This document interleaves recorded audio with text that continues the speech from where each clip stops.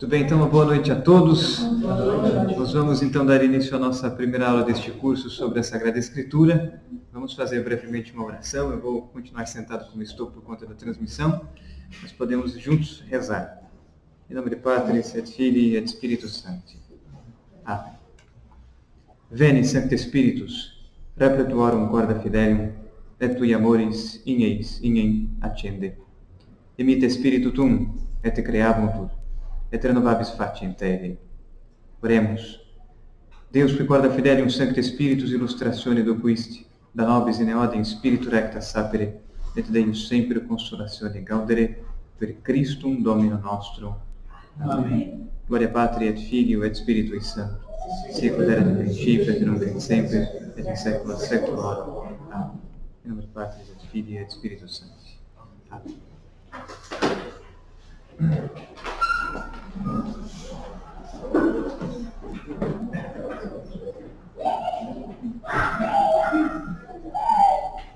Muito bem, então nós estamos dando início a este curso sobre as Sagradas Escrituras. Esta é a primeira aula de 4 que teremos, contando com a de hoje. Estudaremos então a Bíblia, a constituição dos livros bíblicos, estudaremos a Sagrada Escritura. Este será, portanto, o objeto de estudos próprio deste curso de 4 aulas. Nós faremos uso da apostila que foi preparada para este curso, então seguiremos o roteiro aqui proposto. Nosso ponto de partida na aula de hoje será o estudo de um pressuposto muito importante para que, então, compreendamos as Sagradas Escrituras e a sua constituição. Este pressuposto é a natureza, sobretudo a natureza da revelação divina.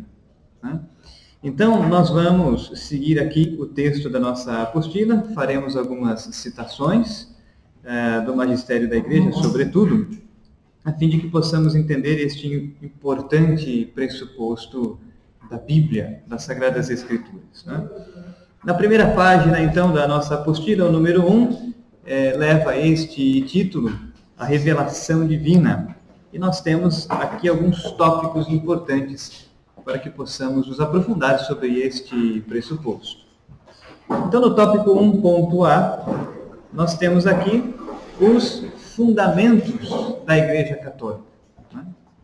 Os fundamentos da Igreja Católica são 3. As Sagradas Escrituras, a Sagrada Tradição Apostólica e o Sagrado Magistério da Igreja. Não há Igreja Católica se falta um destes pilares.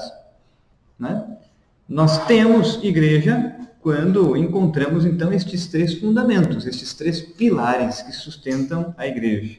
A Sagrada Escritura, a Sagrada Tradição Apostólica e o Sagrado Magistério. Ora, o Magistério da Igreja é o responsável por extrair a revelação divina de 2 fontes distintas e complementares. Estas 2 fontes são justamente Escritura e tradição. A revelação divina é extraída, portanto, de Escritura e de tradição apostólica, e o grande responsável por extrair a revelação divina, guardar o depositum fidei e nos ensinar, o grande responsável é o Magistério da Igreja. Então aqui nós já temos alguns pressupostos e alguns fundamentos muito importantes para que entendamos as Sagradas Escrituras.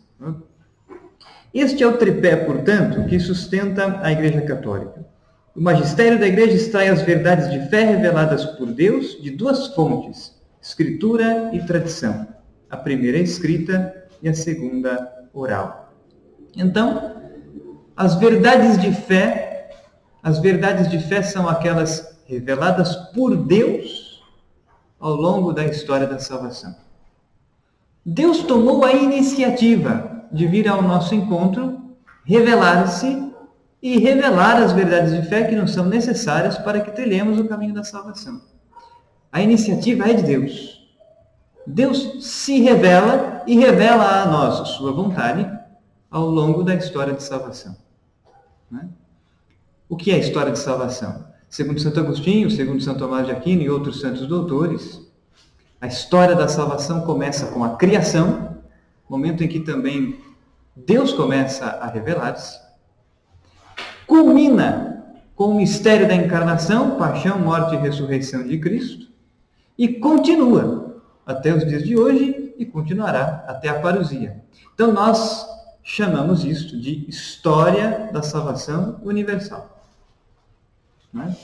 A história, na concepção católica, na concepção cristã, usando a palavra cristã como sinônimo de católica, a história para nós tem um começo com a criação e terá um fim com a consumação na parousia. A segunda vinda de Nosso Senhor, quando Ele então vier em glória, ressuscitar os mortos para realizar o juízo final. A revelação divina dá-se dentro da história de salvação. Mas a revelação divina começa com a criação e termina com a morte do último dos apóstolos, São João apóstolo. A plenitude da revelação divina é Cristo Jesus, o Verbo encarnado, Deus feito homem, sua vida, sobretudo sua paixão, morte e ressurreição. Então, para nós católicos, a revelação divina ela é uma iniciativa de Deus. Deus toma a iniciativa de vir ao nosso encontro, de revelar-se, de dar-se a conhecer, de revelar as verdades de fé que nos são necessárias para a nossa eterna salvação. Faz isso dentro da história de salvação universal. Mas a revelação dentro da história de salvação universal tem um começo, com a criação, e tem um fim, com a morte do último dos apóstolos. Culmina, então, na pessoa de Cristo, o Verbo encarnado. Palavra de Deus feito homem. Cristo é então a plenitude da revelação e a consumação da revelação, de tal forma que São João da Cruz, por exemplo, no Cântico Espiritual, nos dirá que após o Verbo, após o Pai ter nos dado o Verbo, nada mais tem a acrescentar, nada mais tem a dizer-nos. De tal forma que o tempo da revelação terminou com a morte do último dos apóstolos. A história de salvação continua e continuará até a parousia, até a consumação escatológica. Mas o tempo da revelação terminou. Culminou em Cristo e terminou com a morte do último dos apóstolos, de tal forma que Deus já nos deu tudo o que nos é necessário para que sejamos salvos. Todas as verdades de fé que precisamos. Isso não significa que ao longo da história a Igreja não possa aprofundar a sua compreensão do depósito da fé.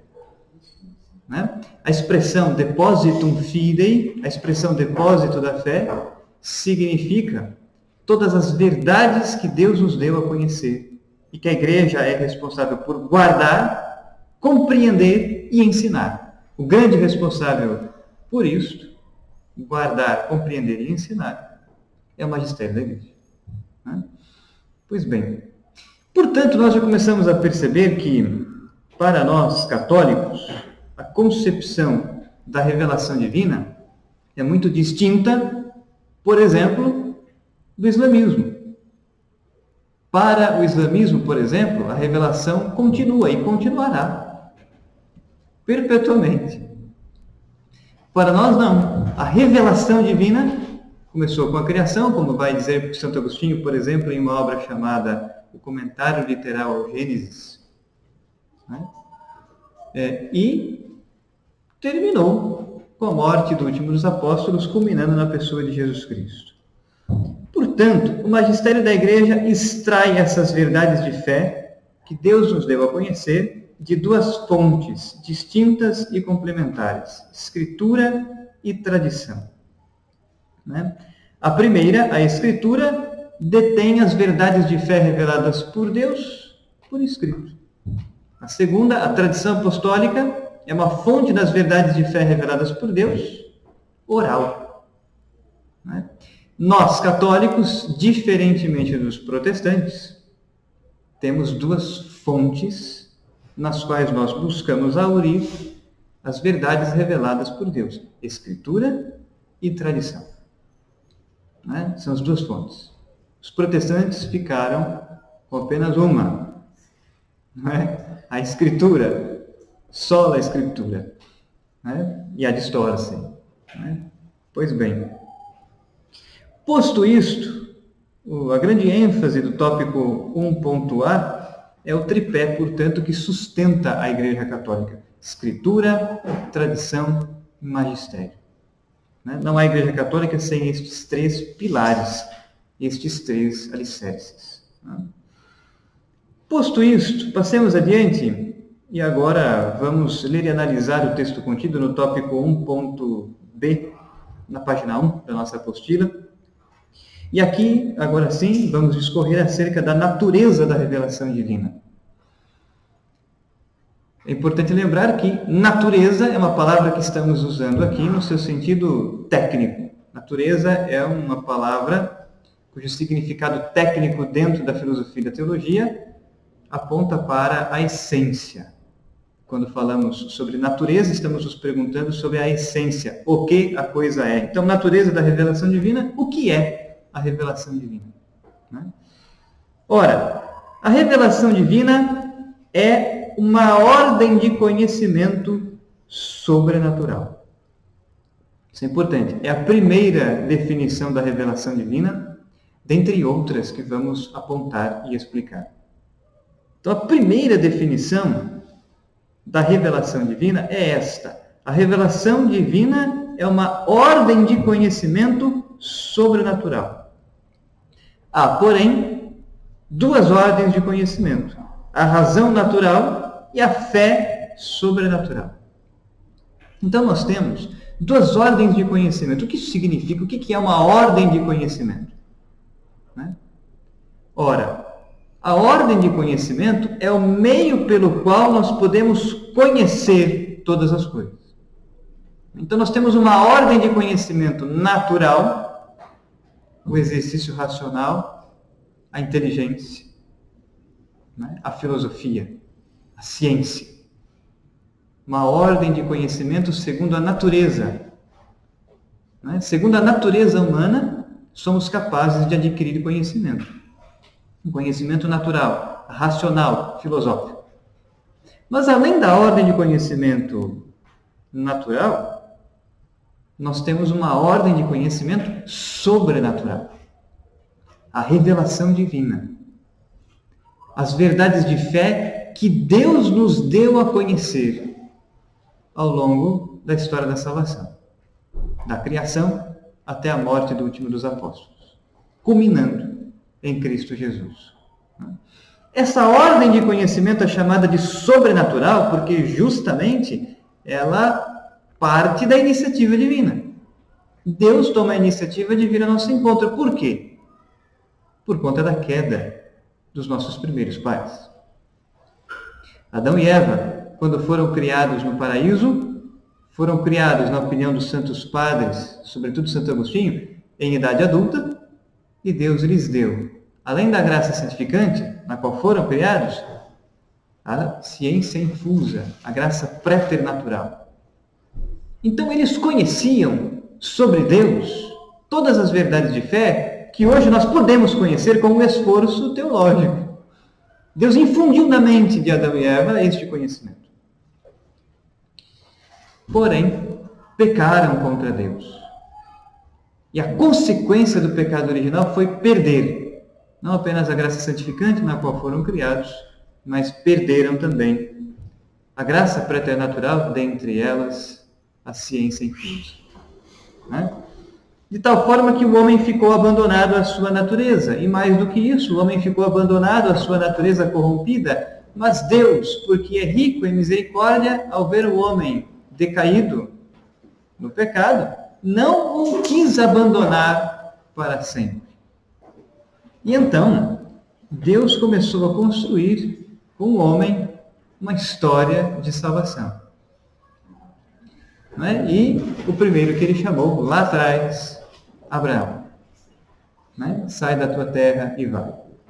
É claro, nós temos outros personagens no Gênesis, mas culmina no Antigo Testamento, na figura de Abraão, o grande chamado de Deus para começar a construir um povo, para começar a construir uma história, começar a revelar-se. Pois bem, então, aprove a misericórdia divina, porque Deus é infinitamente misericordioso e quer a nossa salvação, começou a construir uma história de salvação, começou a construir uma história por meio da qual ele revela-se e revela as verdades que nos são necessárias para alcançarmos a eterna salvação. Essa é, então, a ordem de conhecimento sobrenatural. Pela ordem de conhecimento natural, a razão, a inteligência, a filosofia, nós somos até mesmo capazes de conhecer que há um Deus. Assim o fez Aristóteles, por exemplo, na sua obra máxima, a Metafísica, o motor imóvel, aquele que move todas as coisas sem ser movido por ninguém. Deus. Teologia é uma palavra que não foi cunhada pelos primeiros santos padres. Teologia é uma palavra que foi cunhada pelos filósofos pagãos, gregos, na antiguidade. Né? De modo particular, Aristóteles. Pela razão natural, portanto, pela ordem de conhecimento natural, pelo uso da inteligência, pela filosofia, podemos chegar ao conhecimento de Deus, mas nós jamais chegaríamos ao conhecimento de que Deus é uno e trino, de que Deus é um ser pessoal que nos ama, e as outras verdades que nos foram reveladas e cremos por meio da fé, a estas verdades jamais chegaríamos se estivéssemos abandonados à luz da razão natural. Por isso, precisávamos, para que trilhássemos o caminho da eterna salvação, precisávamos que Deus nos desse a conhecer estas verdades de fé. Né? Precisávamos, portanto, da revelação divina, e porque Deus quer salvar-nos, tomou a iniciativa de vir ao nosso encontro para nos dar aquilo que nós precisávamos. O conhecimento dessas verdades de fé e a graça para que pudéssemos a Ele voltar. Pois bem, sobre estas duas ordens de conhecimento, nós podemos citar um texto importante, que é um texto do Magistério do Santo Padre, o Papa Pio IX, do Concílio Vaticano I, da terceira sessão do Concílio Vaticano I, da Constituição Dogmática Dei Filius. É o capítulo 4 da Dei Filius, o parágrafo 3015 do Denzinger. É a primeira citação que está na nossa apostila. Diz o texto: o constante sentir da Igreja Católica tem também sustentado e sustenta que há duas ordens de conhecimento distintas, não só pelo princípio, mas também pelo objeto. Pelo princípio, visto que numa conhecemos pela razão natural e na outra pela fé divina.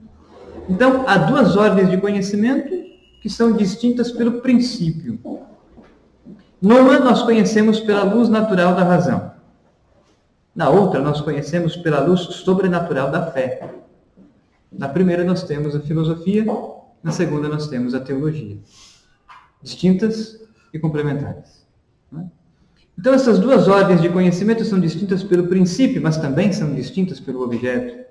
E pelo objeto porque, além daquilo que a razão natural pode atingir, são propostos para crermos mistérios escondidos em Deus, que não podemos conhecer sem a divina revelação.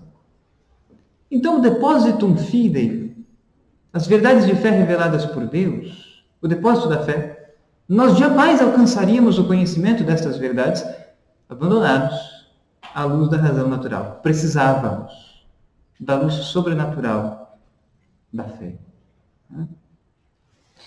Além deste texto, e reafirmando essa citação que acabamos de fazer da Dei Filius, São João Paulo II afirma o seguinte, na Fides et Ratio, uma carta encíclica, parágrafo 9. A fé, que se fundamenta no testemunho de Deus e com a ajuda sobrenatural da graça, pertence efetivamente a uma ordem de conhecimento diversa da do conhecimento filosófico.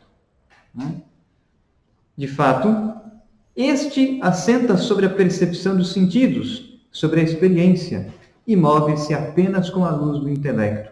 Então, o conhecimento filosófico, o conhecimento científico e racional, move-se pela percepção dos sentidos, pela empiria, pela experiência, pela luz natural do intelecto. É uma ordem de conhecimento.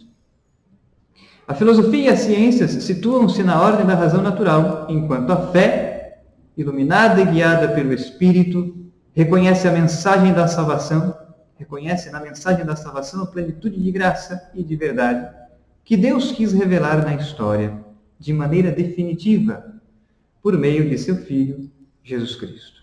Então, quer dizer, além da filosofia, nós temos a teologia, a revelação divina, que é uma ordem de conhecimento sobrenatural, dada por Deus. Deus revelou-se, Deus nos revelou o que precisamos para trilhar o caminho da salvação. E a nós, diante da revelação divina, nos cabe a resposta da fé, a obediência da fé. Deus nos deu a conhecer verdades. Estas verdades estão postas por escrito na Bíblia, na Sagrada Escritura. Estas verdades são também anunciadas como que de boca a boca ao longo da tradição apostólica. O magistério da Igreja nos ensina tais verdades e, diante do depósito da fé, somos chamados à obediência da fé, darmos uma resposta. Ninguém consegue dar a resposta se a graça de Deus não corroborar antes da nossa própria decisão. Não é? Então, a graça de Deus nos é dada para mover-nos ao ato de fé. E quando correspondemos à fé, ao dom da fé, nós então começamos a crer. Crer é a nossa resposta ao dom da fé. Né? E uma vez que cremos nessas verdades, somos movidos pelo próprio Espírito Santo a vivê-las. Porque nós não seremos salvos por aquilo que nós conhecemos. Né? Nós seremos salvos pelas nossas obras. Vai nos dizer o autor sagrado do livro do Apocalipse. Né? O demônio conhece que tudo que está escrito na Bíblia é verdade, mas o demônio não crê. O demônio não tem fé. Satanás não tem fé. Por quê? Porque se fechou completamente à ação da graça, e a fé é um dom. Crer é a resposta que damos pelo livre-arbítrio da vontade a este dom. Satanás não tem fé. Os demônios não creem. Todavia, sabem que é verdade tudo o que está na Bíblia. Tanto é assim que o próprio demônio usou a Bíblia para tentar a Cristo no deserto. E o demônio pode usar a Bíblia para tentar-nos também. A vaidade, a presunção. Entende? O demônio sabe que Deus se revelou e que é verdade tudo aquilo que Ele nos revelou. Mas o demônio não crê, não tem fé. Portanto, não é aquilo que nós sabemos que nos salvará. Mas é a nossa resposta à graça que nos coloca no caminho da salvação e da santidade e viver. Auxiliados pela graça, movidos e impulsionados pela graça, somos chamados então a viver, realizar boas obras. Quais são as boas obras? A obediência aos mandamentos, as virtudes, a renúncia do pecado, a luta contra o mundo, o demônio e suas obras, a concupiscência da carne, a oração, a penitência e a mortificação. É o caminho ascético e místico. Pois bem, ainda sobre este tema, o nosso texto da a apostila continua. Podemos afirmar que a revelação divina é uma iniciativa de Deus que vem ao encontro do homem para revelar-se e revelar-lhe, isto é, dar-lhe a conhecer todas as verdades de fé necessárias à sua eterna salvação. Então aqui nós temos uma segunda definição do que é a revelação divina. Uma segunda definição sobre a natureza da revelação divina. A revelação divina é uma iniciativa de Deus que vem ao encontro do homem para revelar-se. Então Deus se dá a conhecer, né? E revelar ao homem todas as verdades de fé necessárias à sua eterna salvação. Revelar-se, revelar ao homem, significa dar-lhe a conhecer.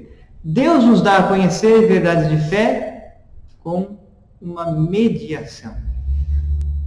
A revelação divina é a mediação que Deus escolheu para nos dar a conhecer as verdades necessárias à nossa eterna salvação. Por que isso é importante? Porque vejam, aí vai a pergunta da prova. Né? É a seguinte: Deus revelou tudo sobre si ao longo da história da salvação? Não. Deus não revelou tudo o que Ele é ao longo da história da salvação. Deus não revelou tudo o que podemos conhecer acerca dele ao longo da história da salvação.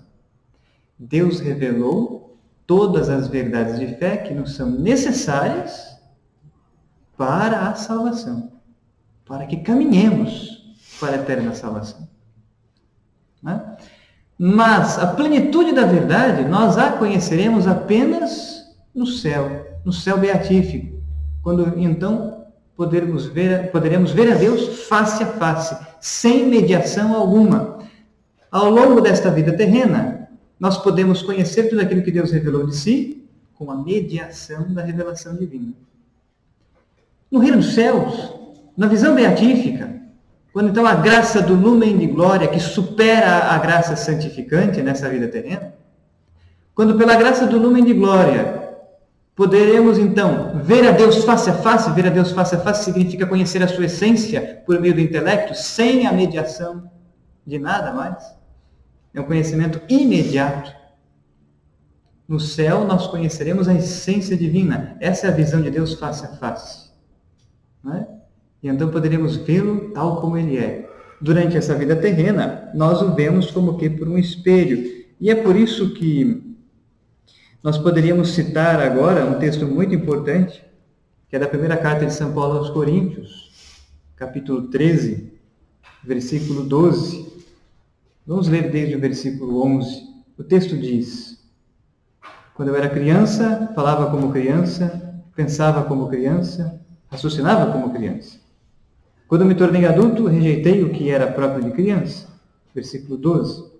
Agora nós vemos como num espelho, confusamente, mas então o veremos face a face. Agora conheço apenas parcialmente, mas então conhecerei completamente, como sou conhecido. Então São Paulo, na primeira carta aos Coríntios, capítulo 13, versículo 12, nos apresenta aqui a distinção que há do conhecimento de Deus nessa vida terrena em comparação ao conhecimento de Deus na vida eterna. A distinção que há entre o conhecimento de Deus nessa vida terrena por meio da revelação, com a mediação da fé, e o conhecimento de Deus na vida eterna, face a face, direto, sem a mediação alguma. Ele diz: agora, durante a vida terrena, nós o conhecemos a Deus como que por um espelho, confusamente. Este espelho, esta visão não direta de Deus que podemos ter nessa vida terrena, é uma visão mediada pela revelação, pela Escritura e pela tradição. No céu nós teremos de Deus uma visão direta. Por isso São Paulo diz: mas então, no céu, o veremos face a face. Agora conhecemos parcialmente, porque Deus não revelou para nós tudo de si, apenas o que nos é necessário para que tenhamos o caminho da salvação. Mas então, no céu, o conheceremos completamente, tal como somos por Ele conhecidos. Então, como Deus nos conhece, nós o conheceremos por meio do céu, no céu. Né? Quando o lumen de glória, então, elevar a nossa inteligência a essa contemplação face a face, sem a mediação de coisa alguma. Uma visão direta de Deus. Muito bem. Então, começamos a perceber que a revelação divina é uma ordem de conhecimento. A revelação divina é uma iniciativa de Deus que vem ao nosso encontro e que se revela e nos revela as verdades necessárias para a nossa eterna salvação. A revelação divina está contida por escrito na Bíblia, oralmente na tradição. Sobre esse ponto de conhecer Deus face a face, a Nossa Senhora, então, com Jesus eu já conhecia Deus face a face. A Virgem Maria? Isso. Tá. Então, a doutrina tomista, por exemplo, a Suma Teológica, por exemplo, nos explica o seguinte: a Virgem Maria, ao longo desta vida terrena, foi crescendo na graça, na virtude e no mérito. Ela não tinha ainda a visão beatífica, certo? A visão beatífica, ela é própria apenas do céu. Ela é própria apenas da vida eterna. Né? Então, para quem nos acompanha, a pergunta é se a Virgem Maria já tinha uma visão face a face de Deus por conta de conviver com o Verbo encarnado. Né? Isso. A resposta é não. A Virgem Maria, ao longo dessa vida terrena, não tinha visão beatífica. né? Mas ela obteve uma graça que não foi dada a mais nenhuma outra criatura. Que graça é essa? A união hipostática relativa. Me explico. Né? O Verbo encarnado, Cristo, né? Na única pessoa de Cristo, nós temos a união de duas naturezas. A natureza divina, 100% Deus, a natureza humana, 100% homem, né? Corpo e alma. Então, em Cristo há corpo, alma e divindade. Né? Então, em Cristo há uma única pessoa. Em Cristo não há duas pessoas, a pessoa humana e a pessoa divina. Em Cristo há uma única pessoa, uma única personalidade, um único eu. Certo? Um único eu, mas duas naturezas, a divina e a humana. De tal forma que em Cristo há a plenitude da graça e da verdade. Então, São Tomás explica que Cristo não foi crescendo na graça, na virtude, no mérito ao longo de sua vida terrena. Porque ele já possuía a plenitude da graça, da virtude, de todas as coisas, de todas as prerrogativas. Né? Aliás, todas as prerrogativas divinas dizem acerca de Cristo aquilo que ele é. Então, Deus não tem a bondade, Cristo não tem a bondade, ele é a bondade. Cristo não tem a virtude, ele é a virtude. Né? Cristo não tem santidade, ele é a santidade. Todas as prerrogativas de Cristo, de Deus, dizem a respeito da sua essência. A Virgem Maria, ao contrário, nela não há união hipostática, né? Porque a Virgem Maria não é uma deusa. Na pessoa da Virgem Maria não há natureza humana unida à natureza divina. Ela é criatura, né? É apenas criatura, criatura humana. Ela é chamada Mãe de Deus, porque gerou o Verbo feito carne em seu ventre. Mas não que a natureza divina de Cristo tenha vindo dela. Mas na Virgem Maria há aquilo que os teólogos chamam de união hipostática relativa, porque ela é justamente tida por Mãe de Deus, ela esteve e está unida a Deus, ao Verbo sobretudo, de uma maneira tão íntima e profunda como nenhuma outra criatura racional está. Então a graça da união hipostática relativa supera a graça santificante e a graça do lume de glória que santos anjos e santos homens têm no céu. Né? Mas a graça da união hipostática relativa está abaixo da união hipostática. E aí nós temos a ordem da graça, a hierarquia celeste. Né? Deus, Trindade, abaixo de quem está a humanidade de Cristo, abaixo de quem está a Virgem Maria, abaixo de quem está São José, abaixo de quem está os santos anjos e os santos homens. Entendemos? Então, a Virgem Maria não teve visão beatífica ao longo da sua vida terrena, mas tem visão beatífica e em máximo grau, uma vez que está no céu. Tudo bem isso? Perfeito. Muito bem, então avancemos no nosso assunto e o texto da nossa apostila continuará dizendo o seguinte: a revelação divina aconteceu na história da salvação por meio de atos e palavras intimamente conexos, desde a criação até a plenitude dos tempos em Cristo e termina com a morte do último dos apóstolos. Né?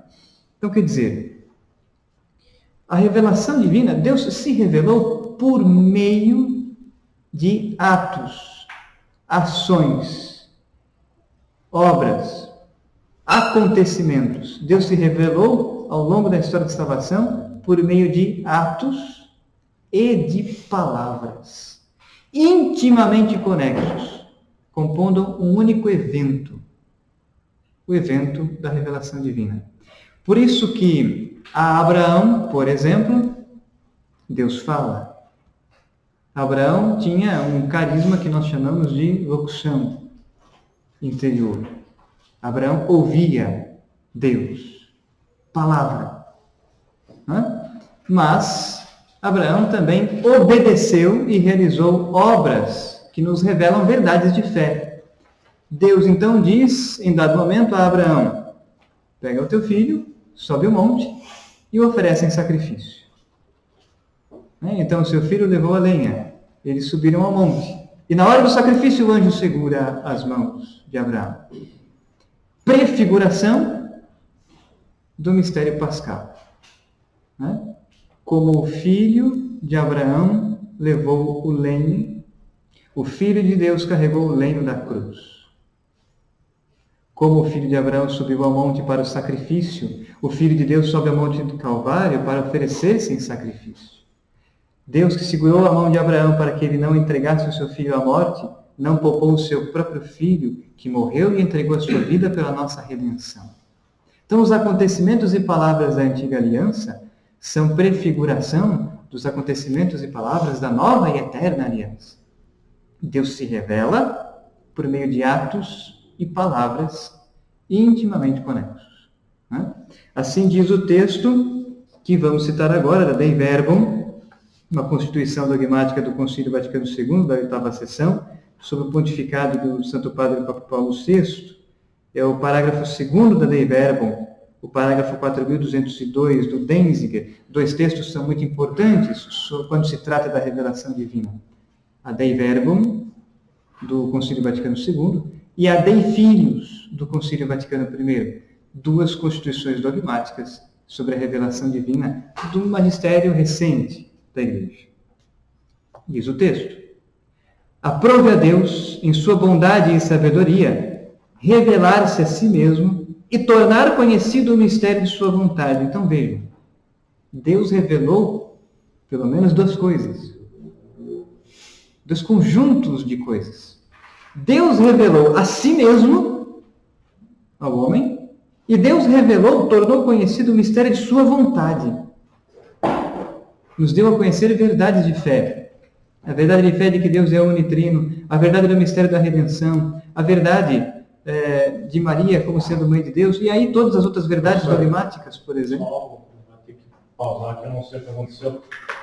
A live caiu. Perfeito. Nós fazemos uma pausa, sem problemas.